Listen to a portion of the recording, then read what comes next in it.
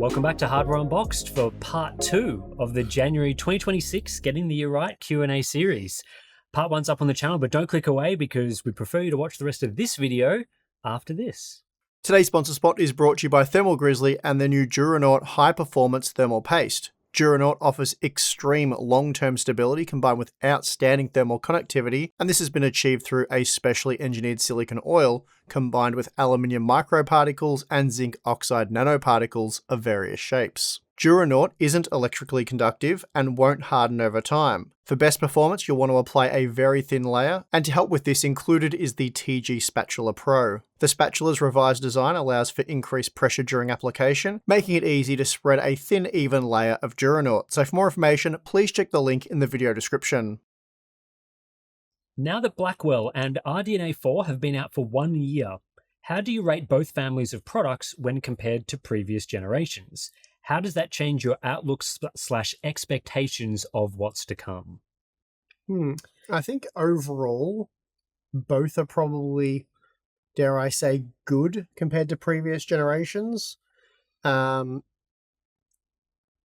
that's a general assessment, right? If we were to do a top-bottom assessment, it'd change a little bit. Like, for example, you know, as you guys could probably have guessed, we weren't super keen on the whole 8GB of VRAM thing from both AMD and Nvidia for sort of the entry-level to mid-range.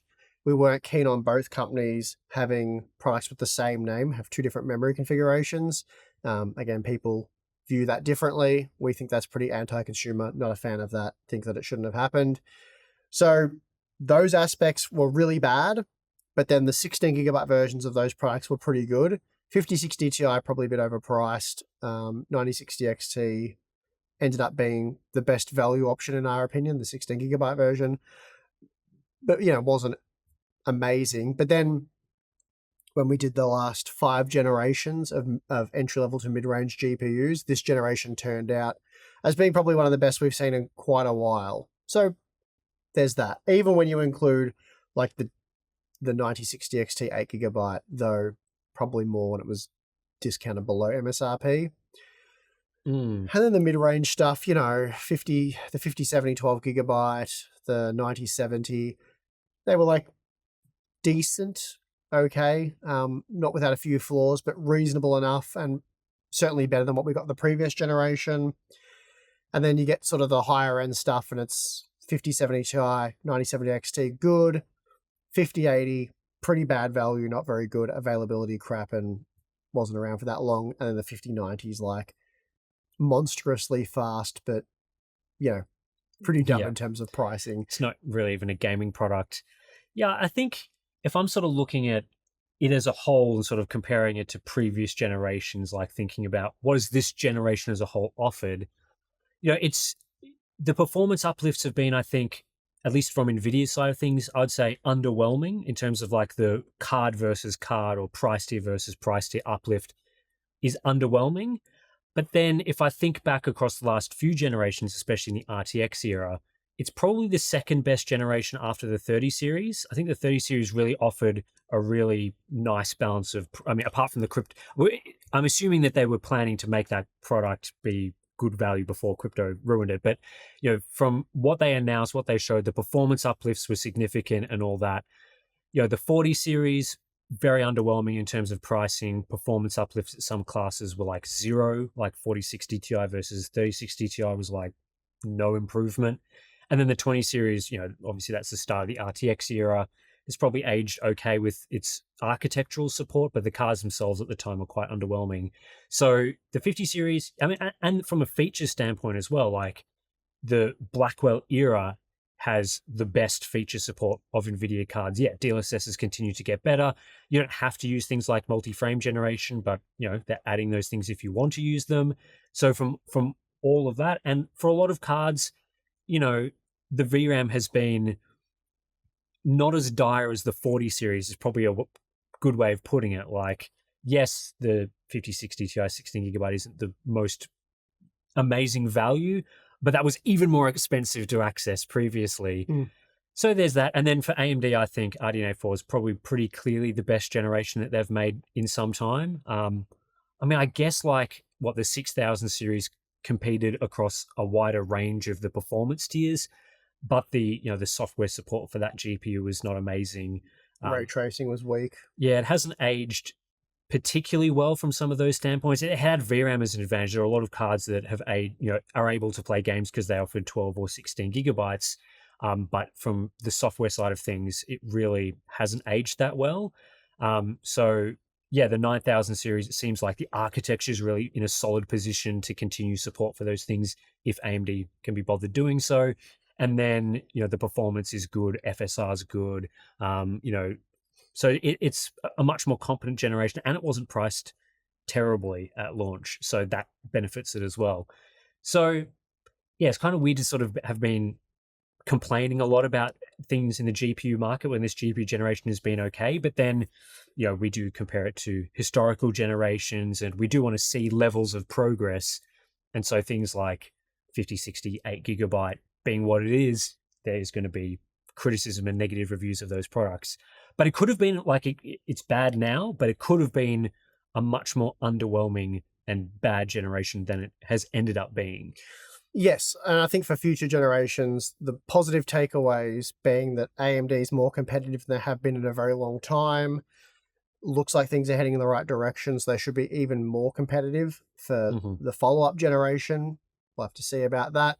But there's some positive signs there. Of course, we've got a lot of other ongoing issues that are potentially delaying future generations for gamers. We'll have to see how that all plays out. But there's some positive takeaways. Yeah, I would agree with that.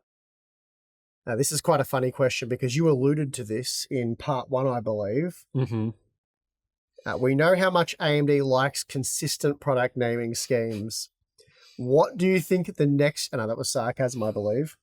What do you think the next generations of AMD CPUs and GPUs are going to be called? That's one of those things where I would never... Not that I gamble, but if I did, I would never put money on that one. Yeah, it was interesting how, AMD, especially for GPUs, they said, we're going to align our naming scheme to Nvidia to make it easier for consumers to understand, 9070 is like a 5070 or whatever.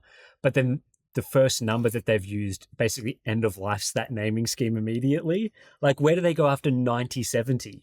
10070 or something? 10700. So it'd be like it'd be like Intel naming for their 10th and whatever generation. You know what they'll do? It'll be the Radeon Ultra 100. No. It'll be the Radeon AI 100. Ooh, yeah. Okay. It'll be the Radeon AI 100 series. Yeah, but that's too original. I think they'll go like Ultra to copy. Ultra AI? Yeah. Ultra AI maybe. Is that dumb enough? Well, the CPUs already have AI in the name. And so if we're assuming that maybe Zen 6, like for CPUs now, if Zen 6 has more AI capabilities, AMD has shown that they put AI in the name. And so the reset that they did on the mobile side was to go from like 7000 series or whatever to AI 100, AI 200, AI 300. Maybe we're going to see that on the desktop as well. I would. So we're guessing Radeon AI. I think Radeon AI for the desktop GPUs, and then AI like Ryzen AI 100 or something for CPUs as well. Yeah. As many AI references as possible. Sadly, that does seem plausible. Yeah, it's unfortunate. I don't think they'll go to like the 10070 XT and all of that. I think that would be a little silly. But I guess you never know. Yeah, just a little silly. Just a little silly with the AI. Just a little silly enough that they'll probably do it. Yeah, who knows? We'll see. All right, here's an interesting one, Tim, and I've been wondering this myself.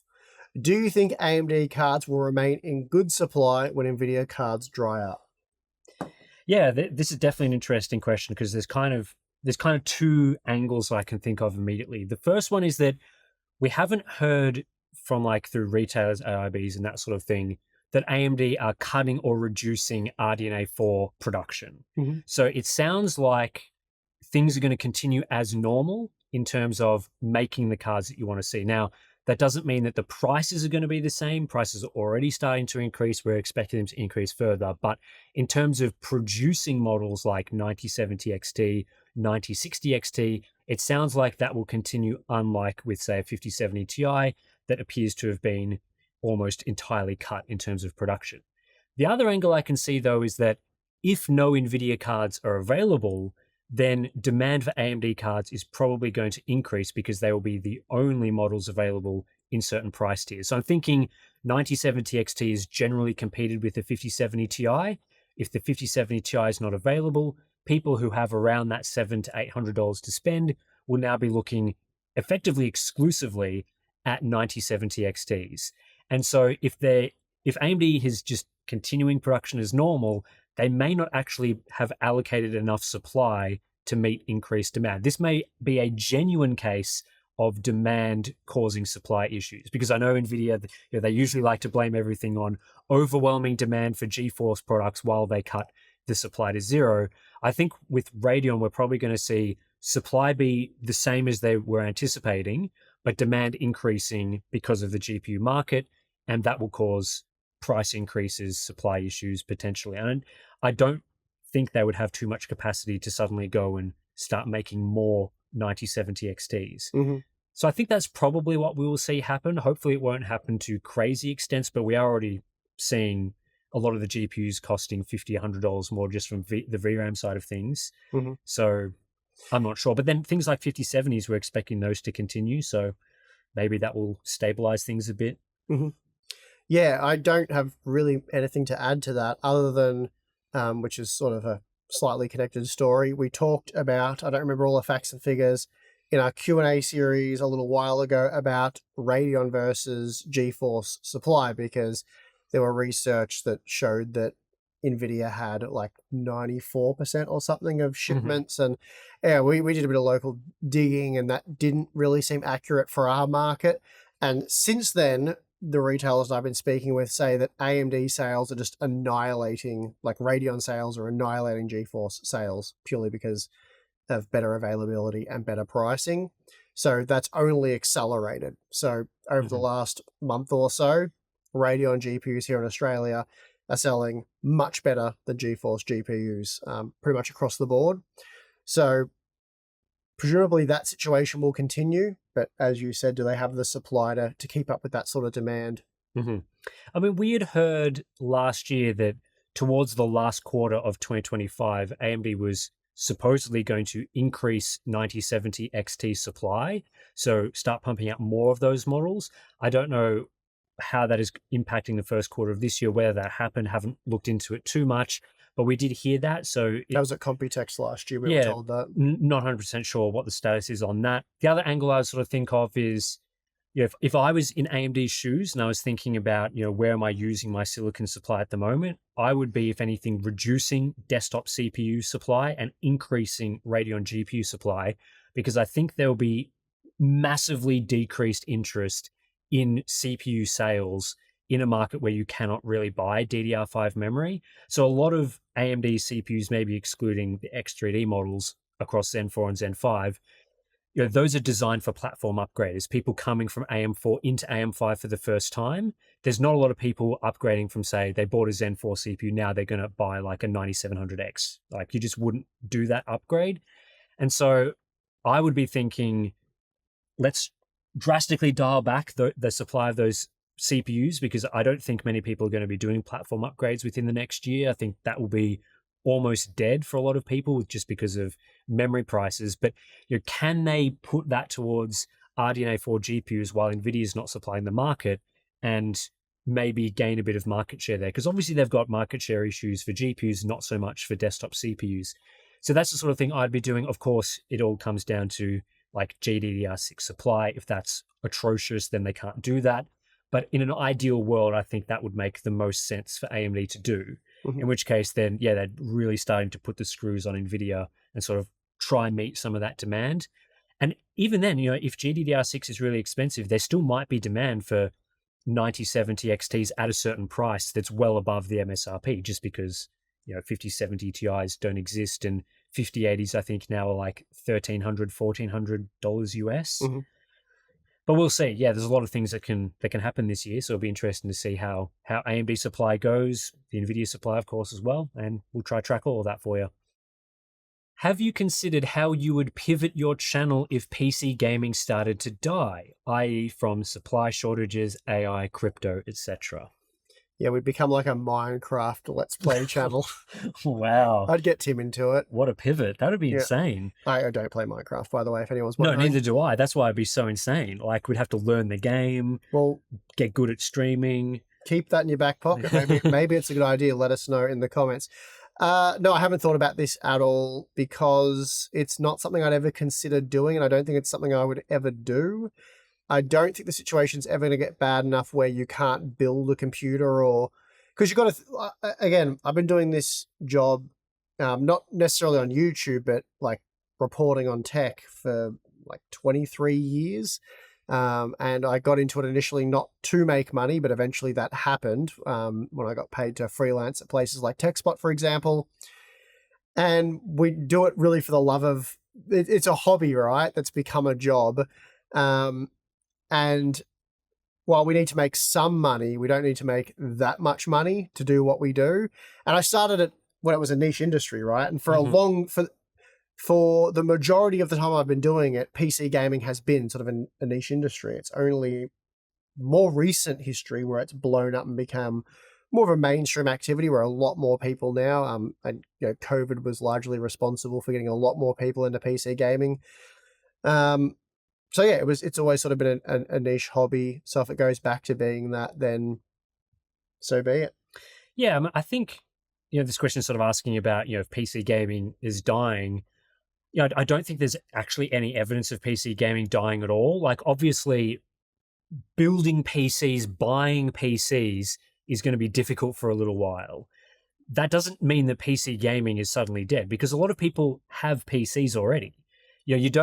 For a lot of people, you actually don't need to be upgrading this year, next year, because you already have adequate hardware to play games. So from that side of things, like, there are still a lot of people doing PC gaming as an activity. I think places like Steam, where they show cumulative numbers accessing Steam, it's higher than ever. Like, it's not going backwards. It's continuing to increase. And so from our channel's perspective, we cover a lot of hardware testing, product releases, and there's going to be a lot of that's not going to be overly relevant for people because you're not buying memory because it's not available. You're not buying motherboards because they're not available. You might not see as much of that content from us, but that doesn't mean that people are not playing games. They're not using their hardware for something. And so we're going to test those things. I think this question comes about because there's like a theory that companies like Nvidia don't really want to sell you hardware anymore. They kind of want to go the Microsoft subscription route where... Yeah, that came up in a previous Q&A as well, and I disagreed with it, and people disagreed with me in the comments. Did they? I forgot we even talked about that. Yeah. Oh, okay. Yeah, well, basically, that's where I think this question's coming from. Those services, you can't force, especially like at large scales, consumers to do a thing. I know people are going to give examples or whatever, but if gamers don't want to play games in a certain way, then it's going to be difficult to make them do that because you can not sell them the hardware, but then if they don't want to buy your service, then...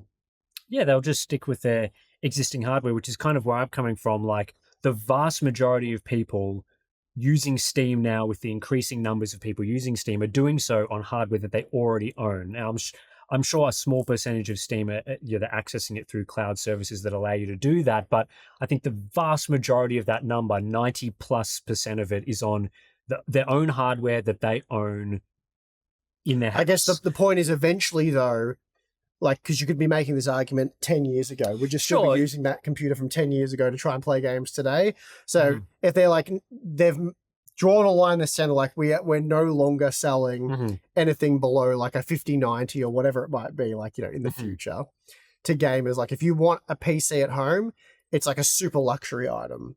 It's like, buying a 130-inch TV today or something like that. So the more cost-effective way of doing it is just to subscribe. I guess you'd need something at this end to game on, but you'd need to buy this is go watch the previous Q&A for more of our opinion on that. But I think the point that I made in that sort of content, which I agree with, by the way, was that there's so much competition with PC gaming hardware and stuff, and I know that there's monopolies with Nvidia or whatever, but I think other players would come in and fill the space if people started exiting, because there's a clear demand for people that want to play games on their own hardware. It's much harder if you have a monopoly where like, let's say for us with Adobe Premiere, right? Like, for us to move away from Adobe's absurdly overpriced subscription service to another tool, we have to learn how to use it. We have to train people up how to use it. It becomes a whole process, and that's why they can do those predatory subscription pricing and things like that and crank it up over time, because they have a monopoly. Same with, KO Sports here in Australia, that is the AFL, our local football league streaming service. Probably a better example, Yeah, because it's like, people getting into video editing now would see the extreme cost and go with an alternative, so that model dies out.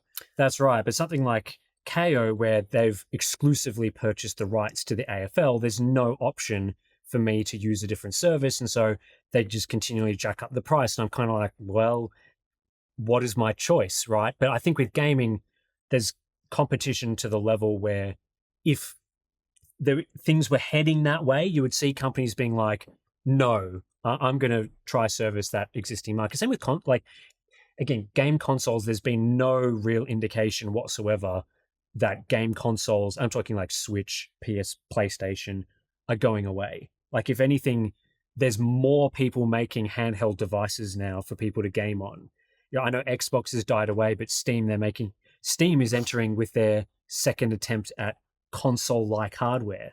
Bad timing. Bad timing for them, but so I think that angle, sort of, it's very conspiracy theory, like future, too far into the future for us to sort of concern ourselves with from like a Hardware Unboxed YouTube channel perspective. It's more, I was sort of taking this question more as if, like, in the next year, no one's building PCs. What are we going to do on the channel? Right. And it's like, well, Minecraft. it's like, maybe Minecraft. I mean, I think you won't see the buying advice stuff as much, depending on the circumstances, and there'll be more other things. Because again, like, people are using their PCs for things, and so we'll make content that you're interested in, hopefully. So have we considered a pivot? No. No. We haven't considered it at this point in time, so I think the answer is no. Yeah. We'll move on to the next question. Yep. All right. With the rumors of AM4 making a return to production, would the overall Zen 3 parts that are out on the market right now still be viable options? So, yeah, I mean, interesting phrasing there, sort of saying Zen 3 parts that are out on the market. I mean, things like a 5800X3D, for example, are discontinued. You can't purchase them, so they're not really on the market. But I'm assuming this question means if they return to making Zen 3 processors, like they fire up the production lines to make them again, and they don't make new variants, so there's not like a 5850X3D or something, they just start making the parts they've already announced once more, would those still be viable? Right. I think that's how I would interpret that question. Yeah, absolutely. I mean, there's the whole thing about DDR3 memory and whether it's even worth buying that over DDR4 memory. I went back one generation too far there. DDR4 memory is gone up in price a lot. Like, it's pretty expensive. So is it worth... I'm not... It's going to vary depending on regions, but it seems like in a lot of instances, you're probably just better off taking the hit and buying DDR5. I think that was my conclusion when looking at the 5800X3D. If that was to come back, like, DDR4 pricing has continued to increase as well because, supply is limited there. Is this more for upgraders though? Like, bringing back Zen 3 CPUs is so that people who are on Ryzen 1000, 2000, 3000 parts have an upgrade option, so they don't have to buy, like, for example, a new AM5 motherboard and DDR5. They could just go from like a 3600 to a 5800X3D or something like that. Sure. I think that's the only reason I would think that it makes sense to bring those parts back, because like, buying a new motherboard and DDR4 memory, DDR4 is like as expensive as DDR5. Like, you're not saving money there really. At least that's last I looked, that's the case. Yes, it's going to be of limited usefulness then, because most people... I don't have any evidence to back this up. I would like to think a lot of people who have a very outdated AM4 CPU did upgrade when the 5800X3D, for example, hit like an all-time low of $300 and something. I guess not everyone was possibly ready to upgrade at that point in time or had the finances to do so, so that's fair enough. I'm not saying like you were stupid for missing out or whatever, and bringing that CPU back would certainly help you. But all I'm getting at is I think a large number of people would have probably already made that upgrade or some sort of upgrade on AM4. I don't know, like, again, I have no supporting evidence. Like, what percentage of people that are on AM4 that wanted to make an upgrade from an older generation CPU to like a 5000 series CPU have made the upgrade, and what ones are still existing on the market that either haven't gone to AM5 already or done something else? Like, it's become increasingly small, the number of people that would want to do that. I think they're quite expensive on the used market though, 5800 X3D. Yeah, so maybe into production. Well, maybe AMD's trying to capture that. So instead of buying a used model that AMD makes no money from for some absurd price, they can make another batch and sell them for. They could probably get away with selling them for the MSR, the original MSRP of that CPU. Possibly. I haven't looked at, like, you know, how many are being listed, how regularly they're selling. Yeah, all that. A component because, of it. Again, it could be people that have upgraded to AM5, given it to their brother or just chucked it in the corner, and they realize, hey, this CPU actually has quite a bit of value now. People are selling them for, you know, whatever near MSRP. I might as well list mine. So you get a ton of them listed, but no one's willing to pay that. I actually have no idea what the situation is. But yeah, for people building new systems, doesn't really make sense. But if you are on AM4 and you have an older CPU, then didn't manage to grab a... Because there was even the second round of like 5700 X3Ds that were cheaper again.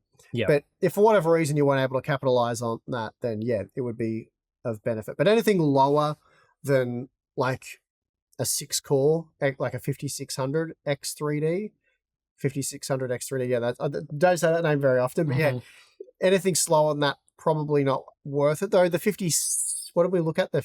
We looked at this. No, that was an AM5 processor. Forget it.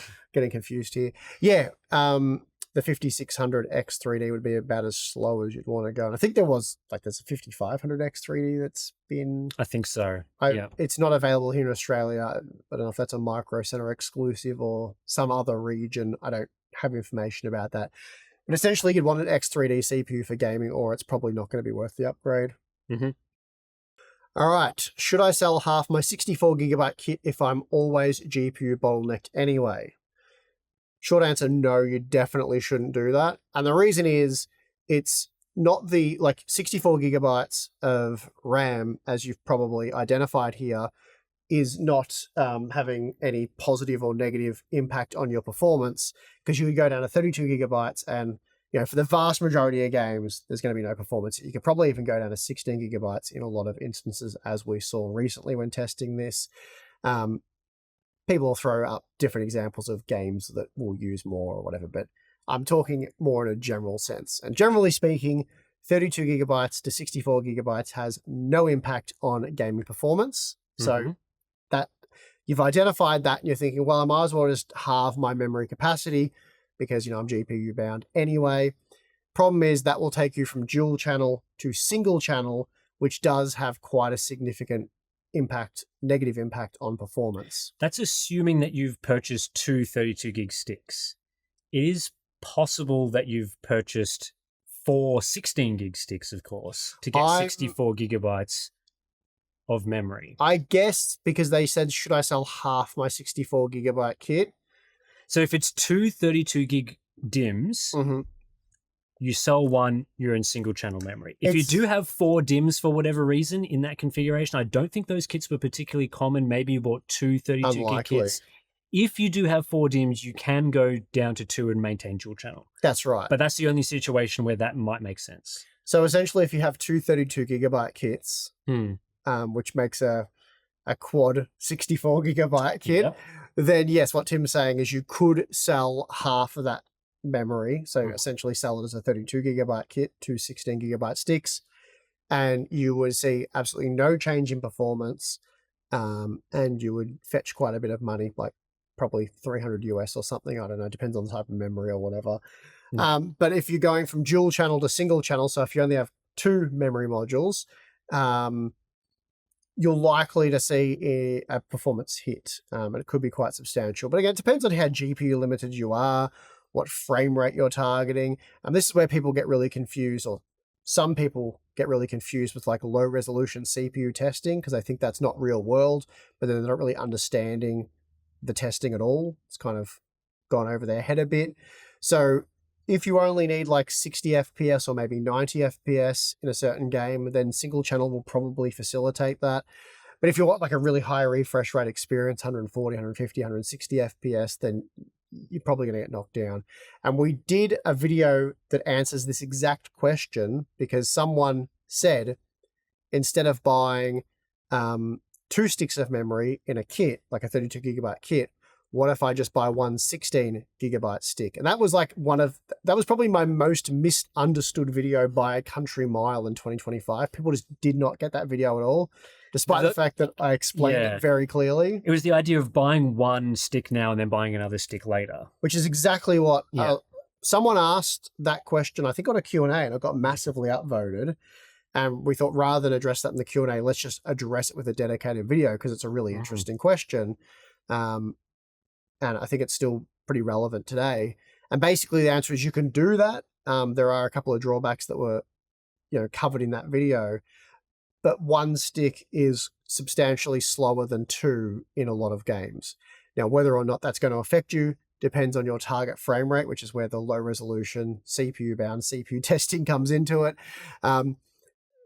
I'm not going to explain all of that, but essentially, if you can only get 90 FPS with one memory module, regardless of what GPU or GPU quality settings you use, you're not going to get more than 90 FPS because your CPU is limiting that throughput. And you'll need another, memory stick to access dual channel memory to boost performance. But anyway, there's a video which we can, I don't remember the title, maybe we can link it in the video description or something, or throw up the thumbnail so you can go find it. But we've answered why you probably shouldn't do that.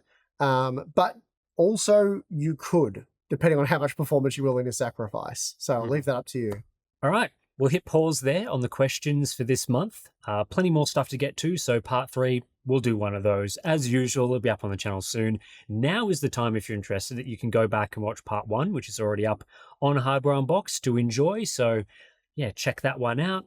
What else? If you like this sort of format, we've got a podcast as well. May as well plug that. Why not? Go check that out on the Hardware Unboxed podcast channel. It's very similar to this, but just the latest chat every week sort of thing. We've also got Patreon. Links to that's in the description, and the join button. If you sign up, you get access to like our Discord community. We've got monthly live streams, some BTS content. There's lots of good stuff over there, and you help support the channel, which these days we might need a bit more help than some of the previous years, but no pressure. Stop pressuring them. So I guess that does it for this one. Thanks for watching. I'm your host Tim. I'm your host Dave. We'll see you in the next one.